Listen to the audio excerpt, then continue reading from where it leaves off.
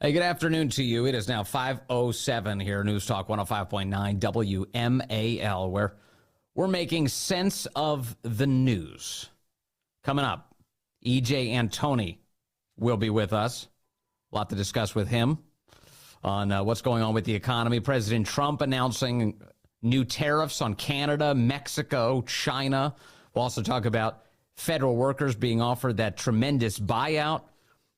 And you can join us at 888-630-9625, 888-630-WMAL. President Trump did just speak at length from the Oval Office a few minutes ago. Standing next to him, new Secretary Doug Burgum. And one of the things he was addressing is that the White House announced today that he is imposing a 25% tariff on goods that come to the United States from Canada and Mexico, and a 10% tariff on goods that come from China. That's the plan. It's set to take place tomorrow, officially. NBC describes it as a move that could drive up prices for products coming into the U.S. from those countries. We'll talk to, again, EJ Antoni about that specifically coming up. But I was able to listen to some of President Trump's remarks, and I've queued it up right where he begins talking about federal workers. And the offer to pay federal workers to basically leave, the buyouts. Here's President Trump just moments ago. With efforts to reduce the federal workforce, whether it's offering what we've called the buyout package or other efforts, do you have any concerns that there will be employees broadly across the federal government who might take that up? And they're a part of the many different ways that agencies protect the public from. Why would he have concern? He's literally offering it. Food inspections, to water safety, to I know, the air but traffic everybody's controllers. Replaceable, and we'll get very good people to replace them if it turns out to be more than we thought. It could be a lot, it could be a little, we don't know, but we'd love to have them leave. We're trying to remember this. We want them to go into the private sector. It's our dream to have everybody almost working in the private sector, not in the public sector. We have many people, very few people came to work. They were, it started more or less with COVID, but actually even before COVID. But it started with the COVID. They didn't come back. It is important that we grow the private sector dramatically. EJ, again, coming up in the next half hour, he'll talk to us a little bit more about this, but I've talked to him many times about this. Do you know how many private sector jobs it takes to fund one government job? How many private sector jobs we need? Taxpayers drawing, drawing a salary and then paying their income tax, their federal income tax. Do you know how many people it takes to pay for one federal worker? Typically, it's around 80. 80 private sector workers? It's a lot. 80 private sector workers per government worker. It's a big deal. It's a really big deal. And so, in other words, what we want to do is increase the number of people who are working in the private sector, who are actually making things, growing the economy, and shrink that government down, which doesn't produce anything except for a whole lot of inflation when it spends a whole lot of money. So President Trump is trying right now to do a controlled burn of the federal workforce. He wants to clear out the underbrush. He wants to make this healthy. He wants to try and fix the country up.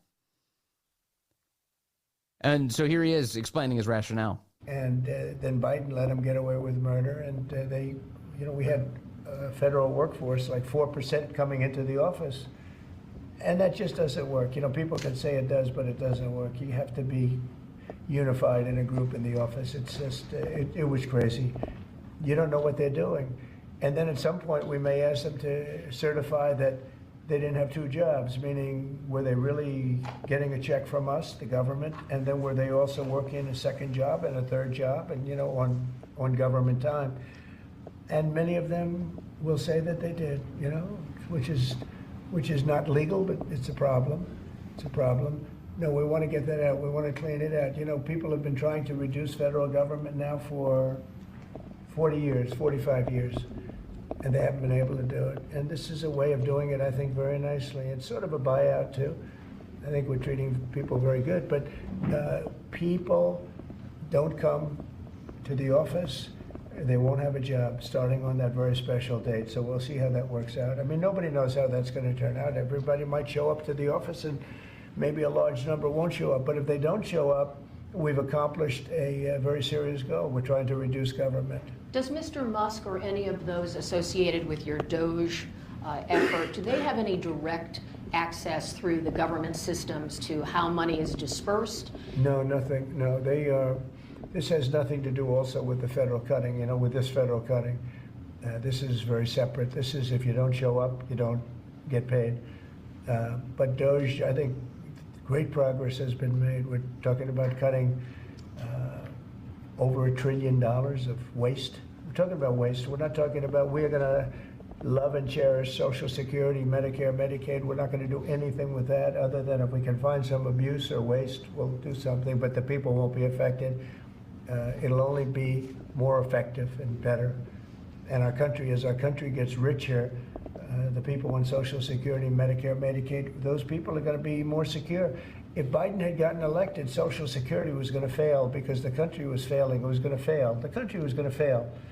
And therefore, the Social Security, Medicare, Medicaid, and all of the other things that you may get would not be able to be paid.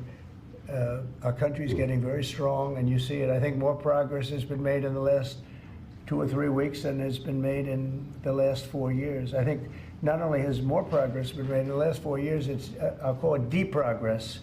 We went way backward as a country in so many different ways, from woke to all of the other things that took place that were so bad. You look at Afghanistan, how embarrassing that was.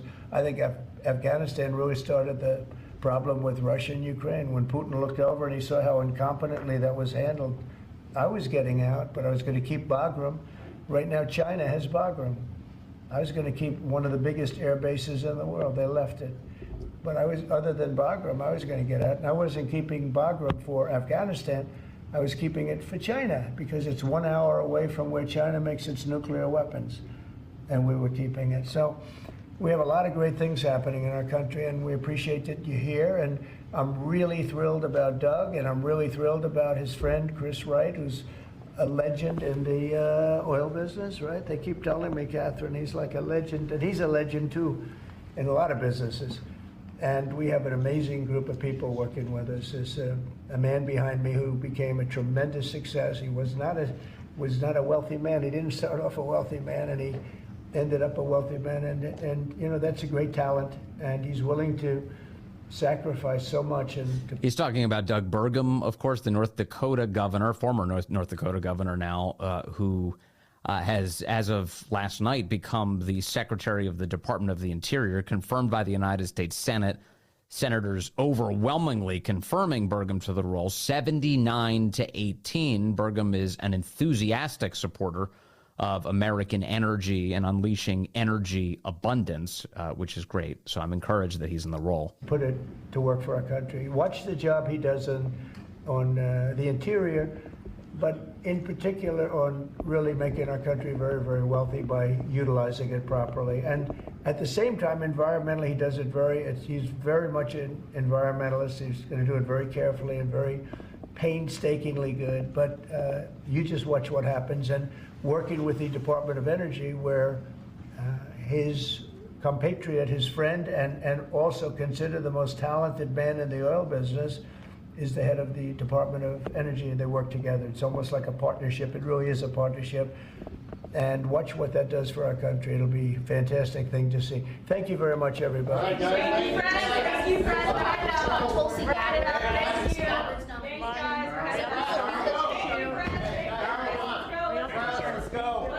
All right.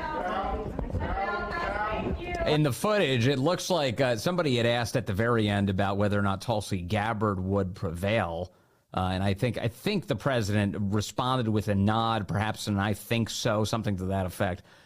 So remember, she's lined up to be the director of national intelligence should she clear that Senate confirmation process. But President Trump now doing I think we've reached umpteenth officially, the umpteenth press conference, where he welcomes members of the press inside of the Oval Office, sits for, that was about half an hour total of time today that he sat for both a brief statement welcoming Doug Burgum in and then answering a whole bunch of questions about what he intends to do with the economy and how he plans to fire things up again.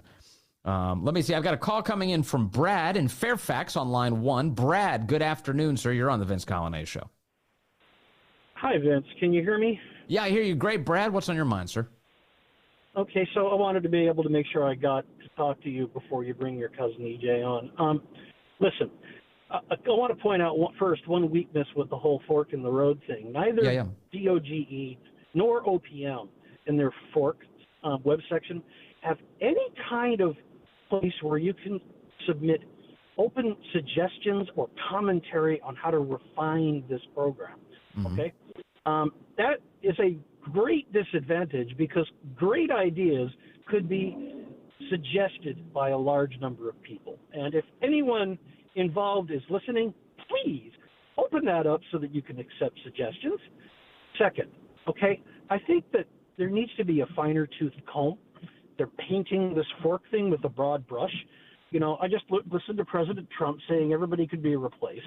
You yourself just said a few minutes ago that they're trying to clear out underbrush. Okay, I will grant you that I'm surrounded by rabid leftist cohorts. But I've put in 30 years, both in the government as well as work in the private sector. I am a MAGA-supporting conservative Republican. I voted for Trump 3 times. As soon as he said he wanted people to come back into the office again, I started coming back in 5 days a week. Yeah. Okay? I don't see why I should be riffed or axed because I'm with the program.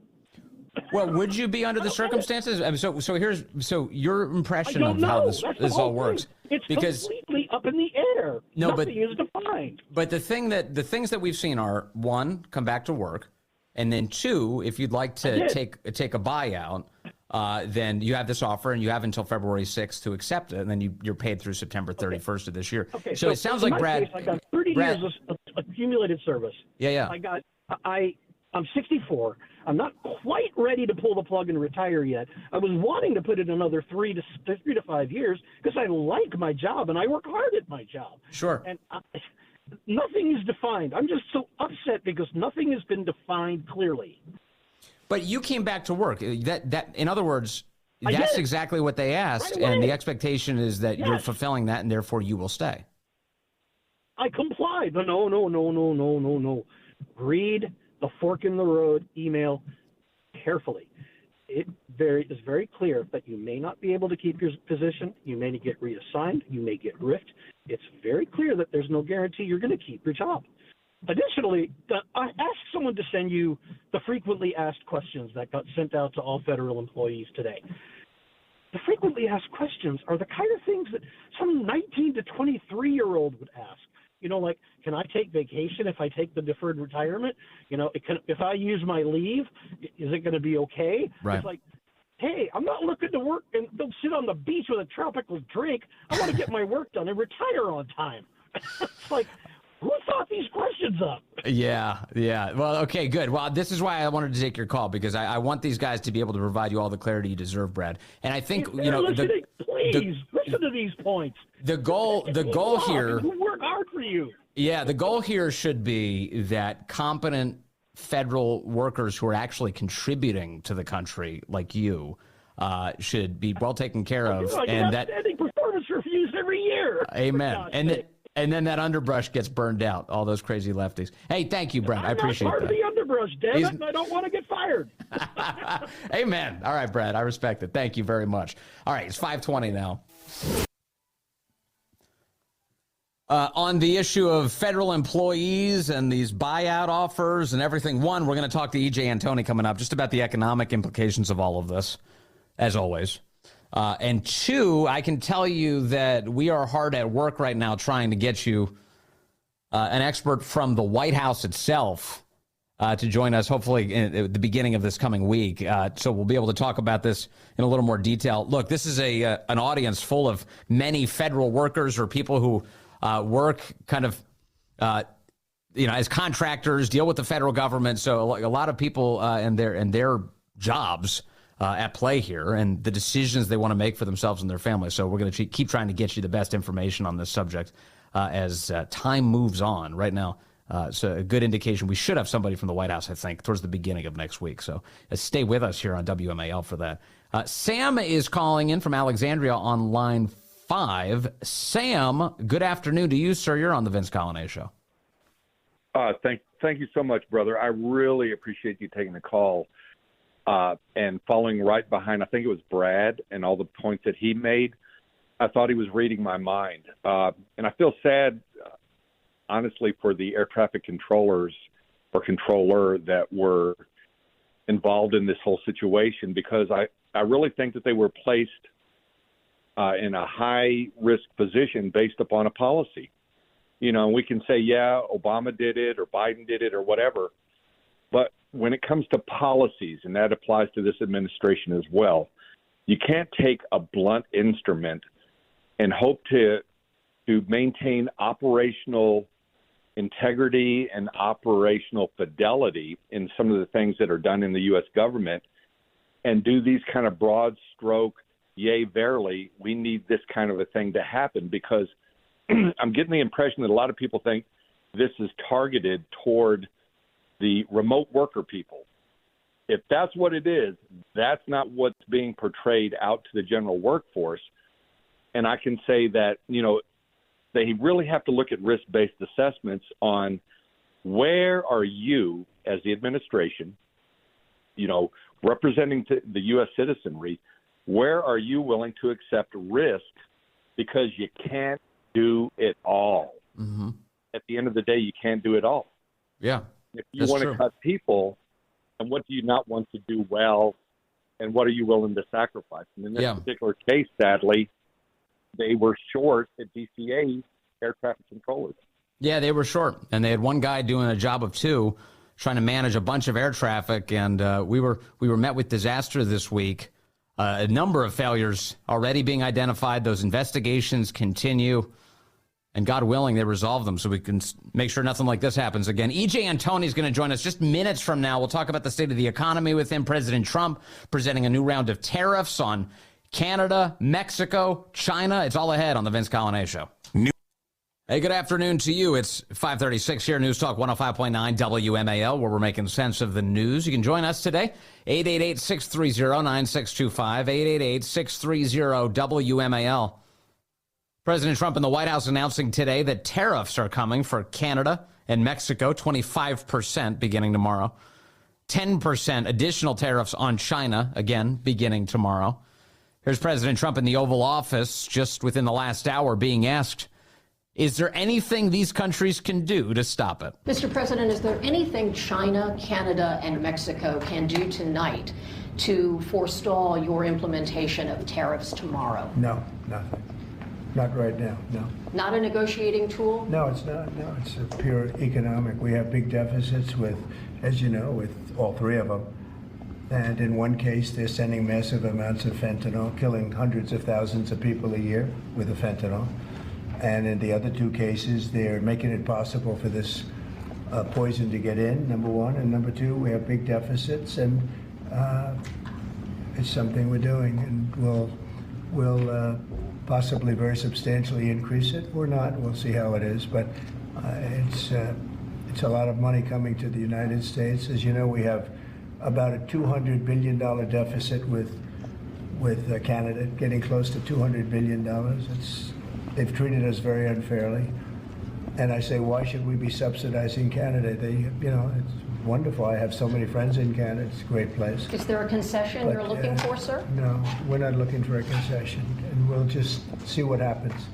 We'll see what happens. And with Mexico, it's the same thing. We have a $250 billion deficit, and we have a lot of people coming into the border. And now we've largely stopped that, but we've stopped that ourselves. And I think they've done a fantastic job. You've seen the numbers, they've dropped to almost zero. But we've suffered under the past administration for years and years. We've suffered with millions of criminals coming into our country. Criminals. President Trump talking about tariffs and, as always, doing the weave, jumping into illegal aliens as well. Here to discuss the economy with us, the Economist, EJ Antoni, is here, in-house economist for the Vince Coglianese Show. Hey, sir.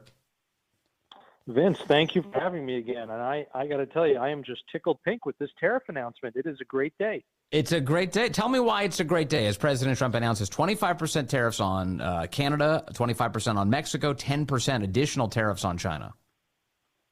Because we finally have a real leader back in the White House. We finally have somebody who's willing to fight for the American people at the helm here. This is really tremendous news. And look, I understand that there are no winners in a trade war, but the losers don't all lose the same.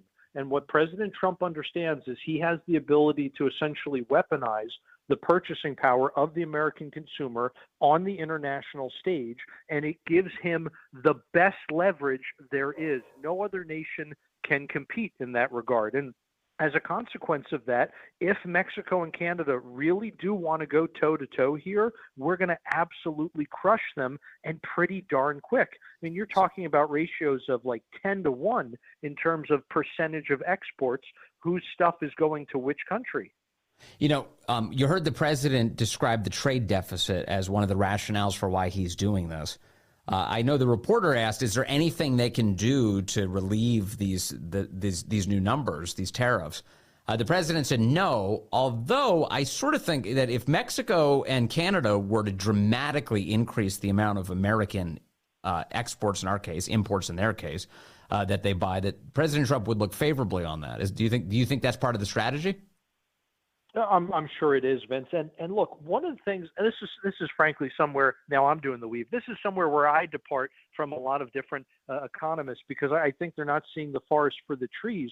They will say things like, oh, I have a trade deficit with Walmart, right? What does it matter if you have a trade deficit? That's not a big deal. Well, in the short run, sure. And if it's only with one person or one institution, but if it's with everybody, that's a problem. You may have a trade deficit with Walmart, but let's say you work at the Home Depot, you have a trade surplus there because they pay you more than you pay them in terms of buying merchandise. Mm-hmm. So imagine if you have a trade deficit with literally everyone and everything, which is basically what the United States has. That means you have to either sell off assets to finance that, or you need to go into debt, or you could do something like just counterfeit money and use that, send that around the world. That's basically what we have been doing for decades now via the Federal Reserve printing money. The trade deficit has actually been a source of inflation here in the United States. And If we're going to stabilize the currency, you are in the long run going to have to stabilize international trade, meaning eventually you're going to have to get rid of that trade deficit. So more money is flowing out of our country than it is into our country. As a result, our government prints more dollars and then they're worth less. Right, exactly. That's exactly right, Vince. And this, by the way, is one of the reasons why it's so scary when we talk about the dollar losing its reserve currency status. A lot of what those dollars that we've been sending around the world have been doing is functioning as reserves. They've been functioning as a medium for international trade. They've been functioning as a backstop for a lot of central bankers around the world. And if there's no longer a use for all those dollars in those respects, the only thing left that those dollars can do are buy products and services here in America. So if we lose that reserve currency status, and this is something fortunately the president is really paying attention to, and so is Scott Bessent at Treasury, if we lose reserve currency status, literally decades of deficits all come pouring back home to the United States very, very quickly, and will compete with Americans for goods and services here. That's when you'll see a real inflation. On CNBC right now, they're saying that the Dow has closed 300 points down today, and they're attributing this to a bit of a stock market shudder to the tariffs. Dow closes 300 points lower Friday as White House says tariffs will start Saturday. How quickly do you think the elements of our economy could change in order to sort of accommodate these tariffs being imposed on other countries? In other words, will we see more movement to manufacture inside of the United States?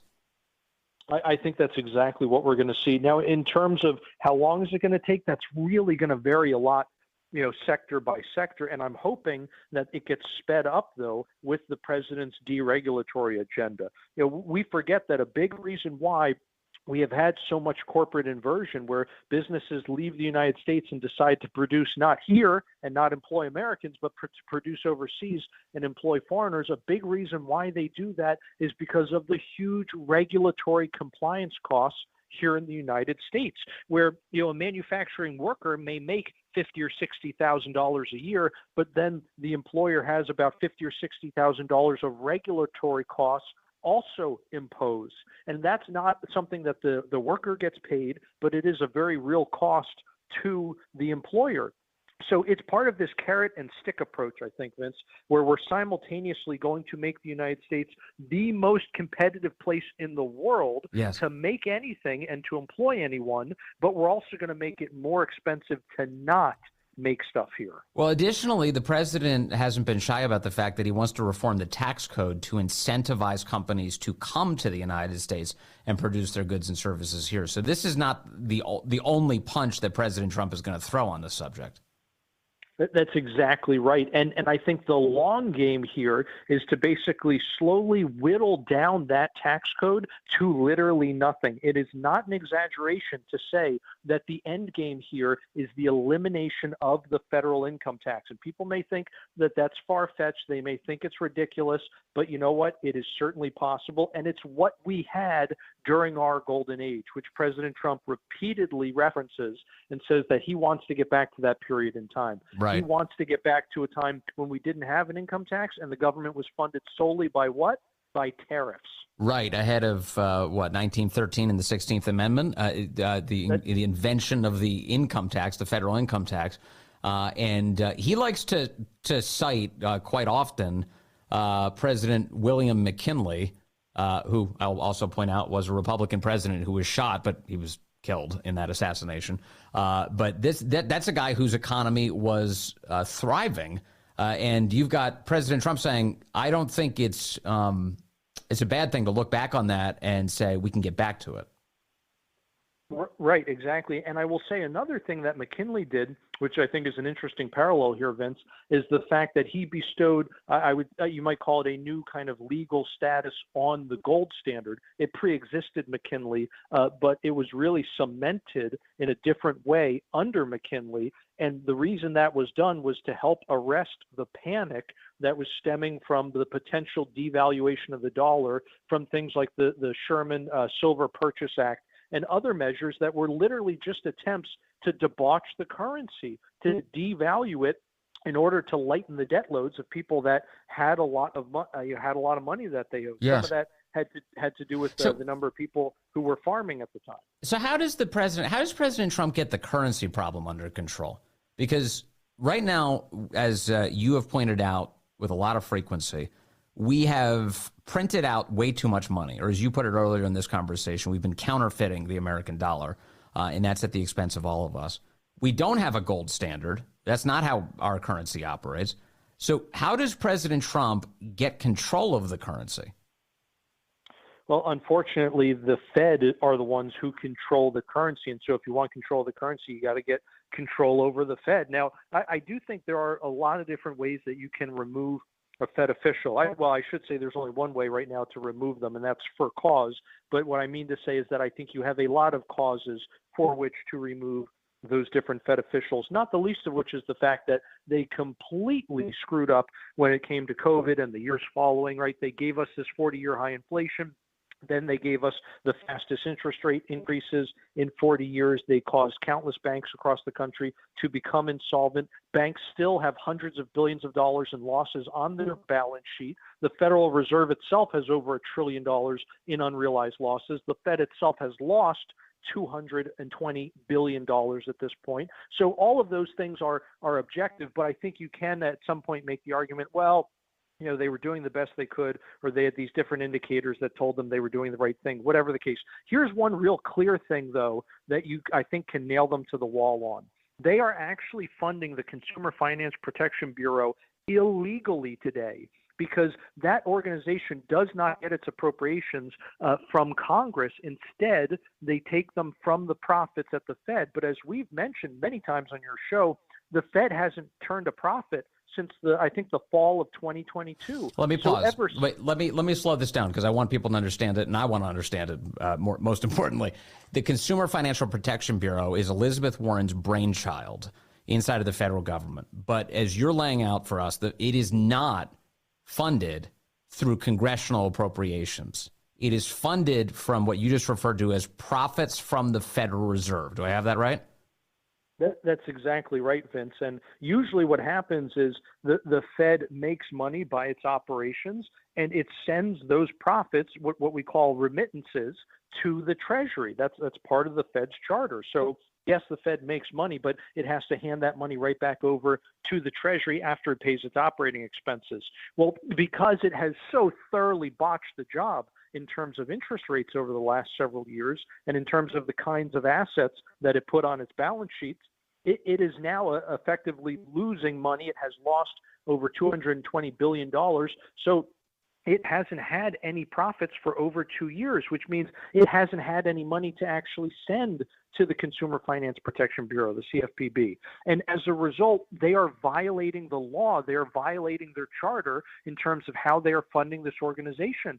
There is no way that you can say, well, one theory told us we should have done this, or another economic theory told us we should have done that, and that's why we acted the way we did. No, there is no macroeconomic argument here. They are simply violating the statute as written. Yeah, it's black letter law, and they're violating it. And so, in other words, this is grounds for removal of the Federal Reserve officials and getting people in place who can actually help President Trump get the economy back on track. I would think so. You can remove a Fed official for cause, and I would have to assume that violating a congressional statute is cause for their removal.